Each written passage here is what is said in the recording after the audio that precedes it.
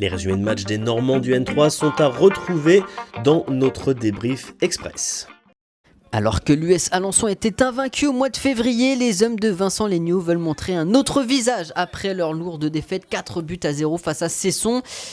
Mais c'est Miliza qui démarre le mieux cette rencontre avec ce but qui sera finalement refusé pour une position de hors-jeu. Mais quelques minutes plus tard, nouveau centre, nouvelle tête de Kylian Lebert qui vient ouvrir le score en sautant plus haut que tout le monde. Au retour des vestiaires, Hakim El Hamdaoui qui reprend ce ballon de la tête mais qui est malheureusement hors cadre. Il faudra la magnifique parade de Lucas Vauvard pour garder les Alençonnais dans cette partie. Alençon qui tente sur coup de pied arrêté, mais c'est une nouvelle fois hors cadre. Puis à la 90e minute de jeu, il y a ce coup franc repris de la tête par Nathan Legnaud qui vient égaliser dans les dernières minutes de cette rencontre. Mais Miliza qui va tenter de reprendre l'avantage une première fois avec ce ballon qui est repoussé par le montant. Et dans les dernières minutes sur ce corner, le ballon qui traîne devant le but mais qui est finalement dégagé. Un match nul important pour Alençon. Le match du leader Pontivy ayant été reporté ce week-end du côté de Lannion, Vire avait une occasion en or de mettre la pression sur le premier du classement. Ça commence bien avec une première banderie pour des Virois qui sont en quête de se rattraper après leur dernier rendez-vous manqué à domicile contre Vitré et une défaite. Et à l'arrivée, la domination viroise qui se concrétise à la 39e minute après ce coup franc. Le ballon hérite à Hugo Bretagne et l'ancien de Château. Et le plus prompt, la frappe réflexe qui se loge hors de portée du gardien lavallois resté au sol. 1-0 pour les Virois qui vont tenter de préserver leur avantage lors de la deuxième période. Louis Deschâteaux déterminant sur ce ballon quelque peu vicieux. Louis Deschâteaux un peu ambitieux sur cette passe dans l'axe, heureusement sans conséquence derrière puisque le numéro 4 lavallois ne cadre pas sa tentative. Les Virois qui vont profiter d'un corner pour se montrer dangereux et vous allez le voir dans la foulée se mettre quasiment en position de marquer le but du break avec ce ballon qui heurte les montants. Les Virois qui tournent autour du but du break qui vont finalement réussir à le marquer. L'œuvre d'Enzo Kowalczyk qui place bien son pied gauche à la 65e minute. Vire qui respire et qui se met à l'abri. Belle réalisation de la part de l'ancien de Villers. Les joueurs de Laval qui vont tenter le tout pour le tout en fin de partie. Louis Deschâteaux qui brille à nouveau et les Virois qui retrouvent la voie du succès à domicile et qui mettent la pression sur Pontivy à qui il restera un match à jouer face à Lannion, pensionnaire du podium. On passe au groupe D maintenant avec le derby 100% normand entre la réserve du Stade Malherbe et le HAFCO Criotville. Vous allez le voir, deux équipes qui vont se rendre coup pour coup, même si là on prend des risques du côté du gardien Canet. La réponse canaise qui ne va pas se faire attendre dans cette première période avec cette frappe à l'entrée de la surface de réparation qui est repoussée magnifiquement par Romain Lejeune. Les joueurs de Kalidou Tchoubou qui vont répondre sur cette transition rapide mais qui vont buter sur Ryan Tutu qui relâche le ballon et qui voit ce dernier repoussé par le montant.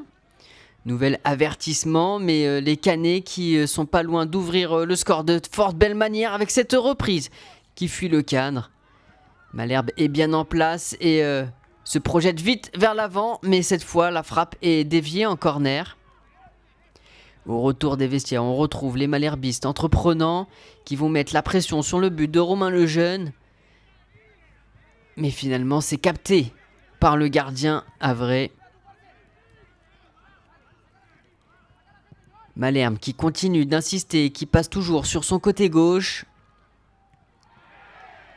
Cette fois, la frappe à l'entrée de la surface de réparation est repoussée. La défense qui écarte le danger. Mais Malherbe continue d'attaquer. Les jeunes Malherbistes qui aiment passer par le côté gauche. Décidément, là, le centre est repris de la tête, mais hors cadre. Et à la 90e minute de jeu, alors qu'on joue les derniers instants de cette rencontre, Idrissa Diallo récupère le ballon, il envoie une mine sous la barre transversale qui vient tromper Ryan Tutu avancé. Ouverture du score des visiteurs au meilleur des moments pour arracher la victoire. On revoit le but au ralenti. Une victoire importante pour le HAFCO Criotville et une défaite cruelle pour la réserve du Stade Malherbe. En déplacement à Chartres, la STDV a l'occasion de respirer en cas de victoire, mais dans une première période globalement dominée par les locaux qui voient soit leur frappe manquer le cadre comme sur cette occasion, ou alors qui butent sur un excellent Romain Enquincan qui sur ce corner claque le ballon au-dessus de sa barre. Il faut attendre la 85e minute de jeu et ce beau mouvement collectif et ce centre pour Alban Bécombo qui vient du bout du pied ouvrir le score pour la STDV au meilleur des moments. Juste dans les 5 dernières minutes, on revoit la finition parfaite de l'attaquant de la STDV que l'on retrouve quelques minutes plus tard, lancé à l'entrée de la surface de réparation. Sa frappe est magnifique, il signe un doublé. C'est le 11e but cette saison pour Alban Bécombo, son 2e doublé également de la saison et une victoire importante 2-0 pour la STDV.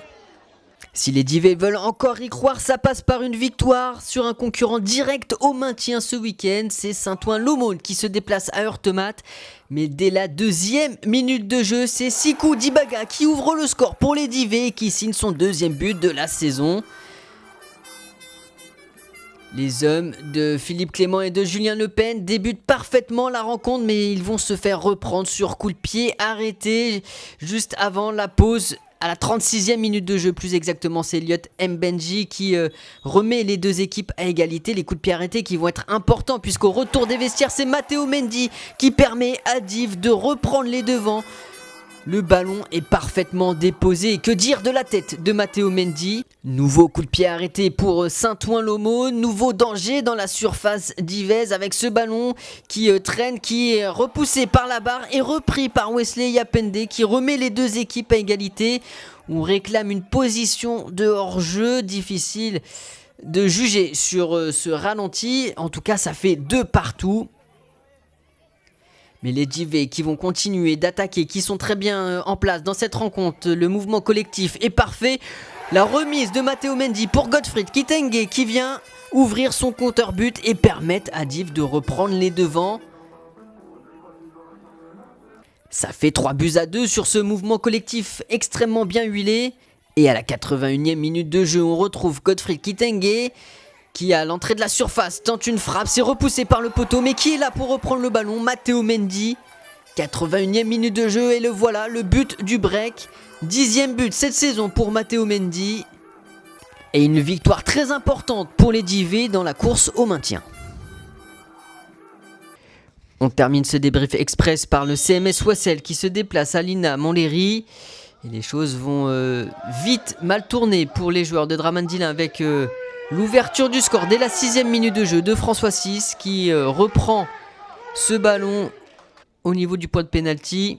Au retour des vestiaires, sur ce corner, il y aura une erreur de main de Yabouzélé qui permet à Sandy Nzunzi d'inscrire le but du break. Ça fait 2-0 pour l'INA Montlhéry. Wassel qui va réduire le score avec cet excellent travail de Sidibé dos au but qui sert à Giovan Land pour la réduction du score à la 73e minute de jeu.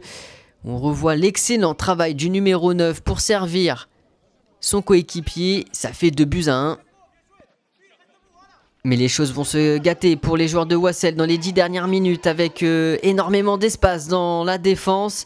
Et l'INA Montlhéry en profite pour refaire le break. Sandy Nzunzi qui inscrit un doublé. Puis ça va s'enchaîner avec une nouvelle frappe et une nouvelle faute de main de Yabouzélé. C'est Salah Berrada qui a envoyé cette frappe. Ça fait 4-1. Puis dans les dernières minutes, l'addition qui va s'alourdir encore un peu plus avec cette frappe et le triplé de Sandy Nzunzi. Score final 5-1 pour l'INA Montlhéry. C'est l'heure maintenant du bilan de cette 19e journée avec dans le groupe C un match reporté entre Pontivy, le leader, et Lannion pour cause d'averses de grêle. Sinon vous l'avez vu, match nul pour l'US Alençon qui reprend un point dans la course au maintien et la victoire de la F Virois 2-0 qui vient mettre la pression justement sur le leader Pontivy. Au classement, les Virois qui sont plus qu'à 3 points avec un match d'avance sur le leader donc. Et les Virois qui ont fait le trou face à leurs poursuivants, 10 points d'avance sur la réserve de l'en avant Guingamp, sur la S Vitré et sur Lannion. Dans la seconde partie du classement, l'US Alençon est toujours dans la zone rouge, mais qui revient à 3 points du premier non relégable, la réserve du Stade brestois. L'US Fougères est toujours lanterne rouge avec 15 points. Prochaine journée, justement, les Virois se déplacera chez un candidat au maintien, le Stade Rennais, tandis que l'US Alençon recevra le leader Pontivy.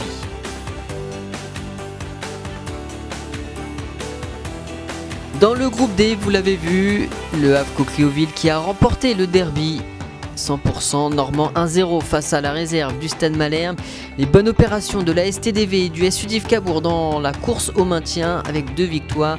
Et la lourde défaite malheureusement du CMS Wassel qui vient entacher un petit peu cette journée 5-1 face à Linas Montlhéry. Linas Montlhéry qu'on retrouve à la 2e place, toujours derrière le Racing Club France qui a un matelas de 6 points d'avance. Le CMS Wassel est 5e, toujours dans cette première moitié du classement, tout comme le Havre Criouville 7e. Dans la seconde partie du classement, la STDV qui est à la 10e place, à égalité avec Saint-Ouen-l'Aumône. Malherbe qui revient à 1 point de la zone safe de ce classement. Et le SUDIF Cabourg qui est à désormais 2 points de Saint-Ouen-l'Aumône, premier non relégable. Prochaine journée, il y aura des derbies 100% normands. La STDV recevra le CMS Wassel pendant que le Havre Criouville recevra le SUDIF Cabourg. Et la réserve du Stade Malherbe se déplacera à Sainte-Geneviève. Toujours un match important dans la quête du maintien.